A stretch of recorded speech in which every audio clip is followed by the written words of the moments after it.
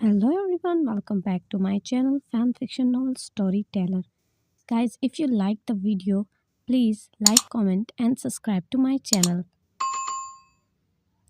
तो हमने last scene में देखा था कि वहाँ की वो की रूम से जो कि शाउटिंग और रोने की आवाज़ें आ रही थी, वो किसी और की नहीं, वो तो विंग की थी। अब हमें दिखाया जाता है सीन मॉर्निंग हो चुकी थी। विंग के फादर जो कि टेबल पर विंग का इंतज़ार कर रहे थे। अब वांगजी विंग को सहारा देते हुए सीढ़ियों से नीचे लेकर आ रहा था। विंग जो कहता है, वांगजी मुझसे चला नहीं जा रहा, मेरी कमर में बहुत दर्द है। विंग के हल्का सा कहता है, लेकिन विंग का फादर जो कि ये सब सुन चुका था, विंग के फादर को अंदर ही अंदर बहुत गुस्सा आता है। अब वांगजी कहता है, चलो मैं तुम्हें ब्राइडल स्टाइल में कैरी कर लेता हूँ। लेकिन वांगजी ने जब ऐसा कहा तो विंग ने कहा, नहीं मेरे फादर हैं घर में। अब वांगजी ने कहा, इट्स ओके, तो मेरी तुम्हारे फादर कुछ नहीं कहेंगे। और वांगजी ने विंग को ब्राइडल स्टाइल में कैरी कर लिया और फूड टेबल तक ले आया। अब वांगजी जो कि स्माइल करते हुए विंग को बिठाता है। अब विंग का फादर जो कि वांगजी जिस चेयर पर बैठने वाला था, वो आकर वहाँ पर बैठ जाता है, विंग का फादर। तो वांगजी अचानक शॉक हो जाता है। विंग का फादर स्माइल करते हुए कहता है, तुम वहाँ बैठ जाओ। अब वांगजी को बहुत गुस्सा आता है कि विंग के फादर ने उसे विंग के साथ बैठने ही नहीं दिया। अब विंग के फादर ने विंग के फेस पे हाथ फिराया और कहा, आर यू ओके? क्या तुम ठीक हो? मुझे तुम्हारी तबीयत ठीक नहीं लग रही। पूरी रात तुमने नींद भी नहीं की ऐसा लग रहा है। विंग ने अपनी आंखों को झुकाते हुए कहा, हाँ फादर, रात को नींद नहीं कर पाए। लेकिन अब वांगजी जो स्माइल करता है विंग को देखकर, और विंग शाय फील कर रहा था। वांगजी की तरफ विंग के फादर देखते हैं तो अचानक वांगजी आउच करता है। विंग कहते, क्या हुआ वांगजी? विंग के फादर ने टेबल के नीचे से वांगजी के शूज़ के ऊपर ज़ोर से अपना शूज़ मारा था, जिसकी वजह से वांगजी ने आउच किया। अब विंग ने घबराते हुए कहा, क्या हुआ? वांगजी के फादर ने डेविल स्माइल की और इनोसेंट फेस बनाते हुए पूछा, क्या हुआ? वांगजी ने विंग के फादर की तरफ घूर कर देखा और कहा, कुछ भी नहीं, मेरे पाँव में टेबल लग गई। अब वांग जो मिस्टर शाओ है विंग का फादर, गाइस मैं विंग का फादर कहकर कंफ्यूज हो जाती हूँ, इसलिए मैं मिस्टर शाओ कहूँगी तो आप समझ जाना। मिस्टर शाओ जो होते हैं वो कहते हैं, तुम्हें देखकर अपने पाँव को हिलाना चलाना चाहिए, इसीलिए तो टेबल लग गई। अब विंग उन दोनों के फेस को देख रहा है, ऐसा लग रहा था वो दोनों लड़ने की कोशिश कर रहे हैं। अब विंग कहता है, फादर। अब मिस्टर शाओ विंग की तरफ देखते हैं और कहते हैं, विंग ने कहा, फादर मुझे सूप पास कर दीजिए। अब मिस्टर शाओ ने कहा, इट्स ओके, आज मैं अपने डियर चाइल्ड को खुद ही अपने हाथों से सूप पिलाऊंगा। अब विंग ने शायफुल स्माइल की और उसके फादर ने उसे अपने हाथों से सूप पिलाया। अब विंग ने अपने फादर के हाथों को पकड़ते हुए कहा, फादर मैंने बहुत मिस किया, आपने हमेशा मुझे अपने हाथों से खिलाया पिलाया। आज तक आपके जाने के बाद किसी ने ऐसा बिहेव किया ही नहीं था मेरे साथ। मैंने आपको बहुत ज़्यादा मिस किया फादर। और विंग ने अपने फादर के हैंड्स पे स्माइल दिया और मतलब अपने फादर के हैंड पे किस किया और अपने फादर के हैंड को अपने फोरहेड से टच कर लिया। उसके फादर ने स्माइल किया और विंग के फोरहेड पे किस करते हुए कहा, तो मेरे लिए सब कुछ हो, मेरी लाइफ में जो कुछ भी इम्पोर्टेंट है वो तुम हो विंग। विंग ने स्माइल किया। अब वांगजी के फादर ने कहा, ज़िंदगी में कभी कभी इंसान ऐसी गलती कर देता है जिसकी वजह से इंसान को रिग्रेट होता है। मुझे पता है तुम भी कहीं ना कहीं रिग्रेट हो। विंग ने बड़ी बड़ी आंखें की और अपने फादर की तरफ देखा। अब उसके फादर ने कहा, जो भी हो, तुम सिर्फ मुझे एक बार कहो, मैं पूरी दुनिया को बदल दूंगा तुम्हारे लिए। अब विंग ने अपने फादर की तरफ देखा और कहा, फादर अब सब कुछ ठीक हो रहा है, आई होप कि सब कुछ ठीक हो जाएगा। अब वांगजी जो कि दोनों की तरफ देख रहा था और विंग के फादर ने स्माइल करते हुए उसे सूप पिलाया। वांग जी गुस्से में चम्मच सूप के बाउल में ज़ोर से मारता है। अब मिस्टर शाओ वांग जी की तरफ देखते हुए कहते हैं, बाउल बहुत ही अच्छे वाले और मजबूत मंगवाए हैं मैंने, ये यूरोप के हैं, ये नहीं टूटेंगे, तुम इनमें चम्मच मारना बंद करो। विंग दोनों की तरफ देख रहा था। अब विंग ने सूप को फिनिश किया और उसके फादर ने जब उसे नूडल्स ऑफर की तो विंग ने कहा, फादर मैं अब और नहीं खा सकता, अब मुझे जाना है और मुझे बहुत ज़्यादा वीक फील हो रहा है। विंग वांग जी उठने ही वाला था टेबल से, लेकिन मतलब वो अपनी चेयर से उठने ही वाला था अपने खाने को छोड़कर, ताकि वो विंग को उठा ले या सहारा देते हुए रूम में ले जाए। वांग अब मिस्टर शाओ ने विंग को अपना सहारा दिया और कहा, चलो मैं तुम्हें रूम में छोड़ाऊँ। विंग ने स्माइल की। अब मिस्टर शाओ जो पीछे मुड़ के वांग जी को देखते हैं, वांग जी गुस्से से उसका फेस पूरा लाल हो गया। मिस्टर शाओ काफ़ी देर तक विंग के साथ उसके रूम में ही रहते हैं, उसकी केयर करते रहते हैं। अब मिस्टर शाओ का उसकी कॉल आ जाती है। अब वांग जी को वो इशारा देते हुए कहते हैं, अंदर जाओ और विंग की केयर करना, और हाँ, दूर रहना उससे।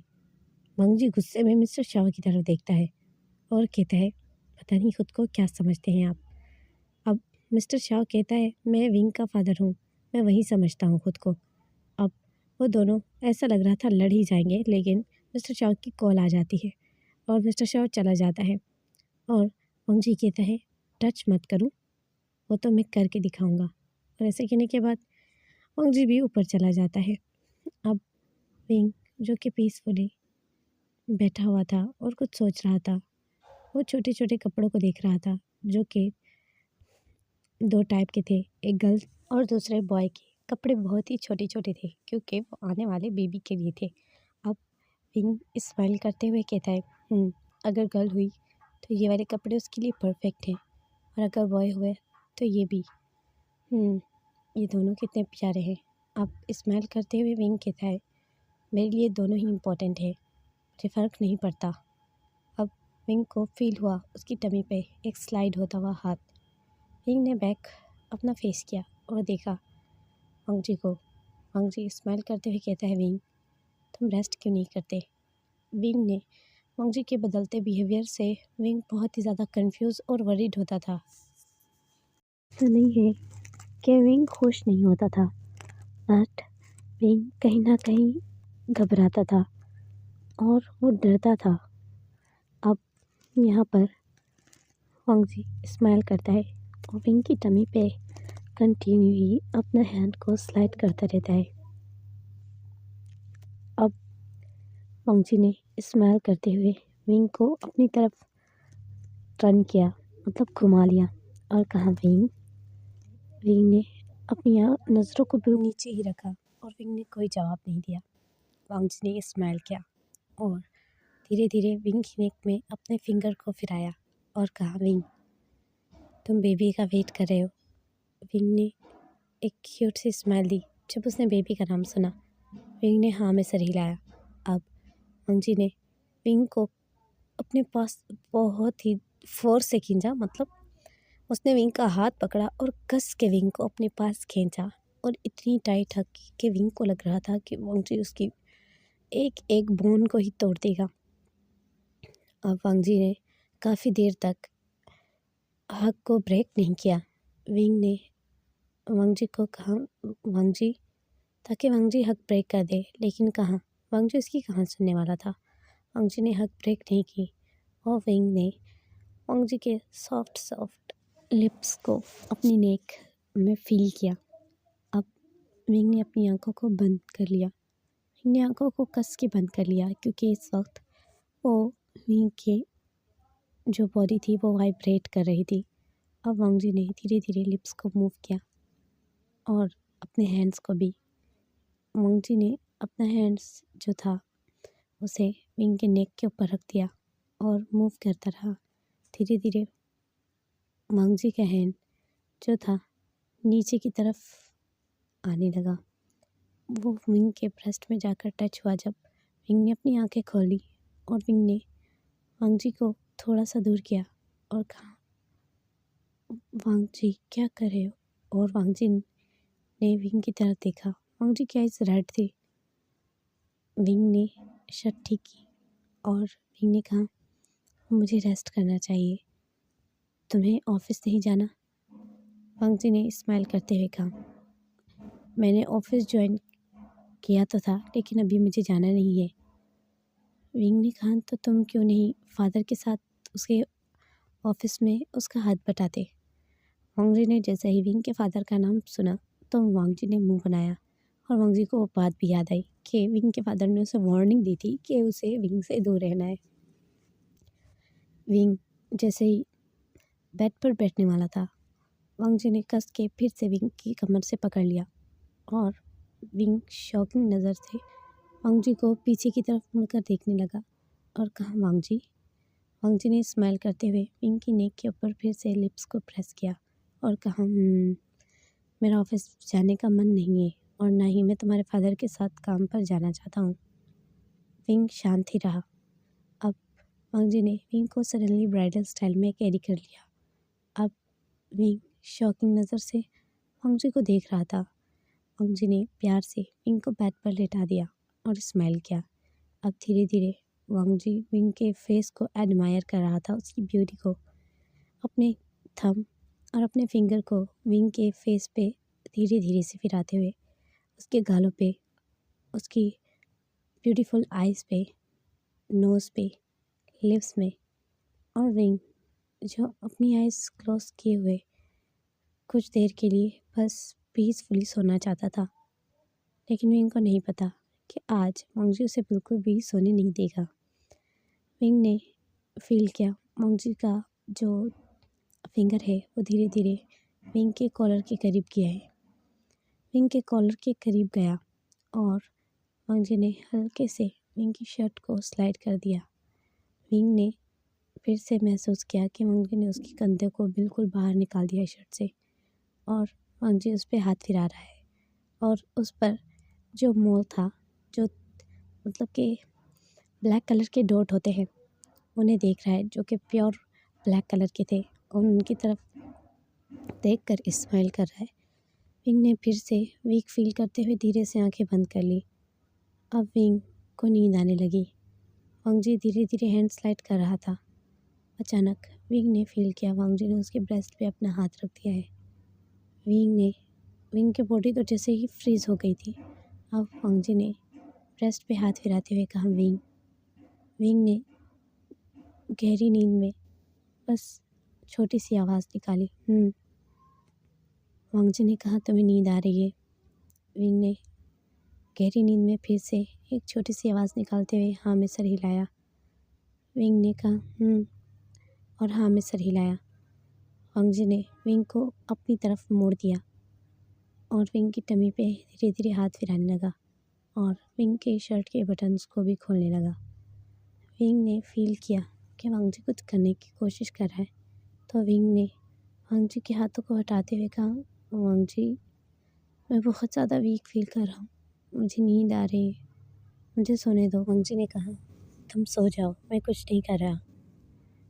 अब विंग ने फील किया कि वांग जी उसकी बॉडी से जैसे खेल रहा हो। उसने बिल्कुल विंग की बॉडी को हाफ नेकेड किया हुआ था। विंग के कंधे और विंग की टमी से कपड़ा हटा हुआ था। विंग के बस ब्रेस्ट ही छुपे हुए थे थोड़े बहुत। वांग जी ने विंग को अपनी तरफ मोड़ लिया और गले लगा लिया और धीरे धीरे उसकी नेक में फिर से फेस रब करने लगा। अब विंग ने काफ़ी देर बाद अपनी आंखें खोल ली। जब विंग को अजीब सा दर्द महसूस हुआ, विंग ने आंखें खोलते हुए वांग जी की तरफ देखा। वांग जी उसकी बॉडी पर अपनी बॉडी ऐसे प्रेस कर रहा था मानो कि जैसे वो इंटीमेट हो रहा हो विंग से। विंग ने वांग जी की बॉडी को दूर करने की कोशिश की और कहा, वांग जी, क्या कर रहे हो? वांग जी ने स्माइल करते हुए कहा, कुछ भी नहीं। अब भी वांग जी कंटिन्यू अपनी बॉडी को विंग की बॉडी पर प्रेस कर रहा था। वांग जी की बॉडी को दूर करते हुए विंग ने वांग जी की थाइस पे अपना हैंड रख दिया और कहा, वांग जी, ये बहुत दर्द दे रहा है, क्या कर रहे हो? तुम ऐसा फील करा रहे हो जैसे तुम मुझसे इंटीमेट हो रहे हो, लेकिन हम दोनों फुली क्लॉथ में हैं और तुम अपनी बॉडी को मेरी बॉडी पे प्रेस किए जा रहे हो। वांगजी ने कहा, विंग। विंग ने कहा, तो मुझे सोने दो। और विंग ने कहा, वैसे भी कल रात के बाद तुमने बहुत अजीब रिएक्ट कर रहे हो। कल रात से मेरी कमर में बहुत दर्द है। विंग ने कहा वांगजी से, मेरी कमर ऐसे लग रहा है जैसे टूट गई हो। अब वांगजी ने कहा, विंग मैं प्यार करना चाहता हूँ। विंग ने कहा, क्या? वांगजी ने कहा, मैं प्यार चाहता हूँ तुमसे। I love you wing. और ऐसे कहने के बाद वांगजी विंग के स्वीट लिप्स में अपने लिप्स प्रेस कर किस करने लगा। वांगजी पहले तो बहुत सॉफ्टली प्रेस कर रहा था लिप्स को, बट धीरे धीरे वांगजी ने अपने लिप्स को हार्डली और बहुत स्पीड से प्रेस करना स्टार्ट किया। अब वांगजी ने धीरे धीरे अपने दांतों का इस्तेमाल करना भी शुरू कर दिया था।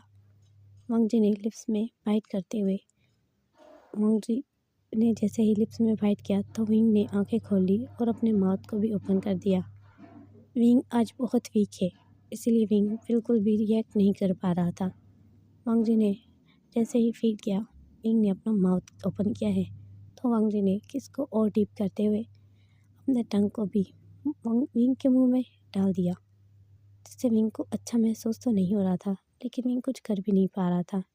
अब विंग ने जब अपनी ब्रीथिंग को कम फील किया, मतलब कि उसे लगा कि उसकी सांस उसे नहीं आ रही, तो विंग ने वांगजी की शोल्डर पे हाथ रखा और उसे धक्का दिया, जिससे वांगजी उसकी बॉडी से हटा तो नहीं, लेकिन लिप्स को ज़रूर दूर कर लिया था, क्योंकि उसे पता है कि विंग प्रेग्नेंट है और अगर उसे ब्रीथ प्रॉब्लम हो गई तो बहुत ज़्यादा प्रॉब्लम हो जाएगी। विंग ने वीक फील करते हुए कहा, वांगजी। वांगजी ने विंग की तरफ देखा। विंग ने कहा, वांगजी क्या तुम्हें होश भी है? तुम्हारी फ़ोन पे कब से कॉल्स आ रही हैं, तुम उसे अटेंड नहीं कर रहे। वांगजी ने सच में वांगजी को कोई साउंड फील ही नहीं हुआ था। वो विंग के लिप्स के टेस्ट में इतना खो गया था। अब वांगजी ने देखा कि वो कॉल दिलरुबा की है, तो वांगजी शौक नज़र से देखने लगा। वांगजी ने उस कॉल को इग्नोर किया और उसके बाद वांगजी ने विंग की तरफ देखा और कहा, तुम उस चीज़ों पर ध्यान दो ही मत, तुम सिर्फ मुझ पर ध्यान दो। अब वांगजी जो कि क्रेजीली विंग की बॉडी पर टच करने लगा, विंग को टीज करना स्टार्ट कर दिया था। वांगजी विंग को टीज कर रहा नहीं है, लेकिन विंग टीज हो रहा था। वांगजी को ये समझ नहीं आ रहा था। विंग ने इरिटेट होते हुए कहा, वांगजी मैं वीक फील कर रहा हूँ और मैं थक चुका हूँ, मुझे सोने दो। अब वांगजी को अच्छा फील नहीं हुआ। विंग ने उसे इस तरह इग्नोर कर दिया या मना कर दिया। वांगजी ने विंग को कस पकड़ा और टाइटली हग कर लिया और कहा, विंग मुझे इग्नोर मत करो। विंग ने कहा, प्लीज़ स्टे अवे। और विंग ने दूसरी तरफ अपना फेस कर लिया और विंग ने वांगजी को ऐसा कहते हुए कुछ देर बाद अपनी आंखें बंद कर ली। वांगजी को अच्छा फील नहीं हुआ। वांगजी ने गुस्से में मुंह बनाया और विंग ने कहा, तुम्हारी कॉल आ रही थी, तुम देख लो किसी कॉल है और सो जाओ, मुझे भी सोने दो। वांगजी ने कहा, मैं ऑफिस जा रहा हूँ। और वांगजी ने अब देखा वो दिलरुबा की कॉल थी। दिलरुबा उसे कॉल फिर से करती है तो वांगजी अटेंड कर लेता है। दिलरुबा कहती है, वांगजी आई एम रियली सॉरी, मुझसे गलती हो गई, मुझे माफ़ कर दो, मैं वापस लौटने के लिए रेडी हूँ। मुझे आज पता चल ही गया मेरा फर्स्ट और लास्ट लव तुम ही हो, मुझसे गलती हो गई, मैंने बस कुछ पैसों की वजह से या मौत के डर की वजह से तुम्हें छोड़ दिया था, मुझे माफ़ कर दो। मैंने उस पैसों की वजह से तुम्हें ठुकरा दिया था, मैं फिर से तुम्हारी लाइफ में। लेकिन वांगजी कहता है, दिलरुबा तुमने मुझे कॉल क्यों किया? दिलरुबा ने कहा, आई एम रियली सॉरी, मेरी बात तो सुनो, मैं सच में मर जाऊंगी, मुझे माफ़ कर दो, मैं तुमसे मिलना चाहती हूँ। और दिलरुबा ने अपनी लोकेशन वांगजी को सेंड कर दी। दिलरुबा ने कहा, तुम अभी आओ मुझसे मिलने, नहीं तो मैं सुसाइड कर लूँगी। वांगजी ने आंखें बंद कर ली और कहा मैं आ रहा हूँ। और अब वांग जी जैसे ही दिलरुबा के घर घर नहीं सॉरी दिलरुबा को एक प्लेस में मिलता है, एक गार्डन में, तो दिलरुबा भागते हुए आती है और वांग जी को हग कर लेती है और कहती है वांग जी मैंने तुम्हें बहुत ज़्यादा मिस किया।